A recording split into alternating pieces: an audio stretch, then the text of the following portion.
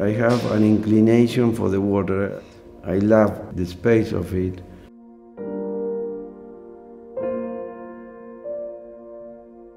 I'm also an art collector, but I'm not obliged to buy. I mean, if a masterpiece appears, then I buy because of the masterpiece, because of the piece itself. It's the piece who commands the decision. As a real estate developer, it's the same. I'm not obliged to develop.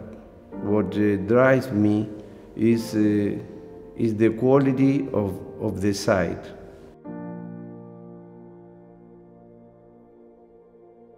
I did have two frontages of great value, and the building had to reflect those forces of nature in some way.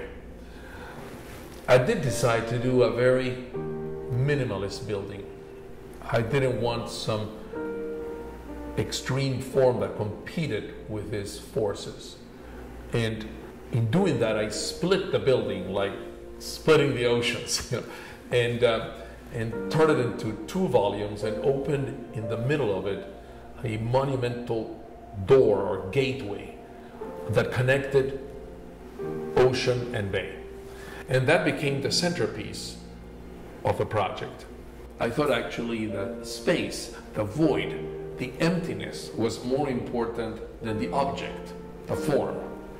And that, in fact, maybe the form should fade away and focus on this grand space that symbolizes that linkage.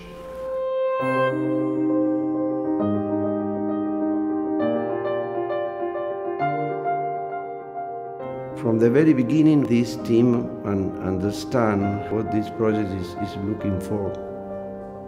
They are citizens of the world.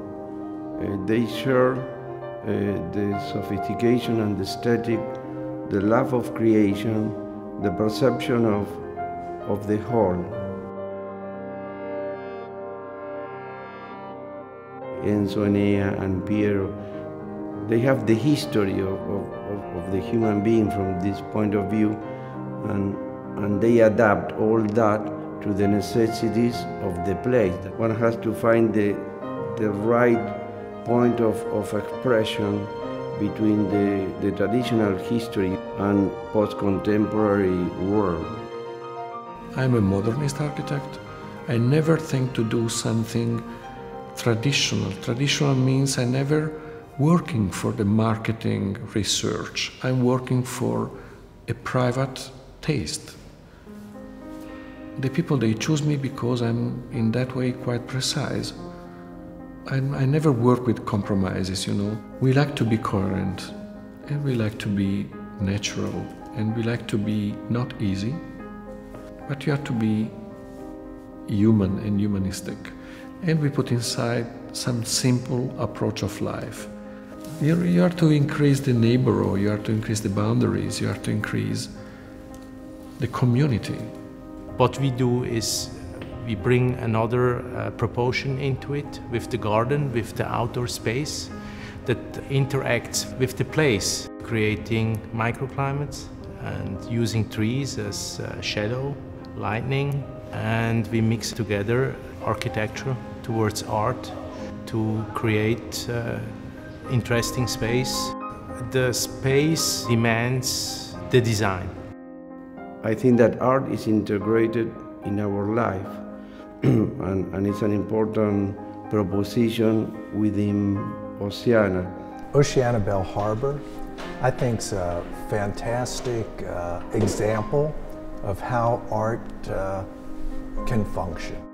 And people aren't always able to give sculpture that opportunity to display itself.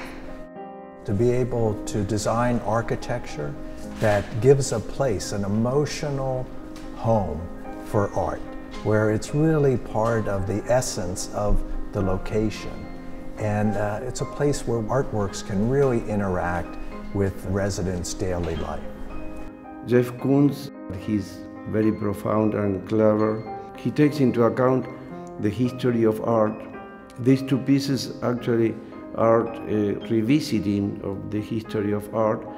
but with own postmodern, post-contemporary statement and individual view of art. The two works at Oceana Bal Harbour they're based in a sense of mythology of Pluto and Proserpina. This is really a symbol of the seasons and of the changing of life and the passions of life, the energy of life. But I think both of these works function very emotionally about a sense of opportunity, chance of transcendence that we have in our lives, to exploit the freedom that we have. Everything converges into a unique proposal, a differential proposal. I like to think it's not the only place to be. It's the first place to be in Bal Harbour now.